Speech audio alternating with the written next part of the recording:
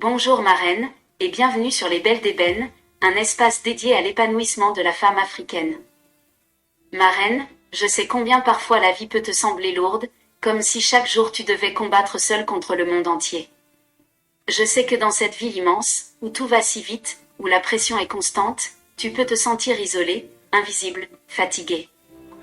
Mais je veux que tu saches ceci, tu n'es pas seule. Il existe autour de toi des femmes, tes sœurs, qui vivent des batailles similaires. Et ensemble, vous pouvez former une force indestructible. Je vais te raconter une histoire vraie, une histoire puissante, celle de femmes noires à New York qui ont choisi de s'unir pour élever non seulement leurs enfants, mais aussi leurs communautés entières. Car la vraie puissance, ma reine, c'est de s'élever tout ensemble.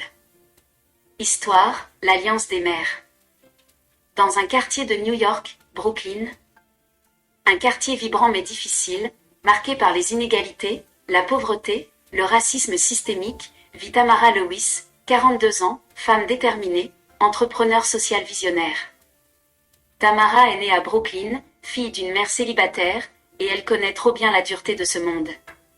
Après des études en gestion communautaire, elle a fondé une ING dédiée à accompagner les familles noires en difficulté.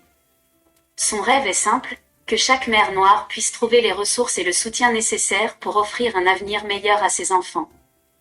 Un jour, lors d'une réunion organisée dans un centre communautaire local, Tamara rencontre Aïcha Diallo.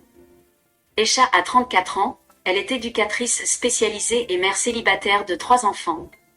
Elle vient souvent au centre, cherchant des solutions pour surmonter les obstacles quotidiens, le manque de garde d'enfants, la précarité, le stress constant.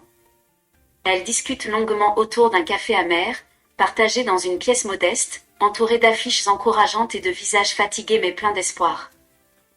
Tamara écoute Aïcha raconter ses luttes, sa peur de ne pas réussir à donner une vie digne à ses enfants. Aïcha écoute Tamara parler de son combat pour créer des ponts entre les femmes noires, pour qu'elles ne soient plus seules face aux tempêtes.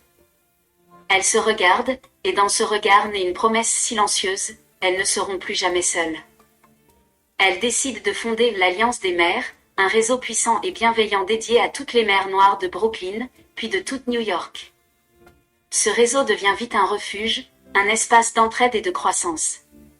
Elles organisent des ateliers hebdomadaires dans les centres communautaires.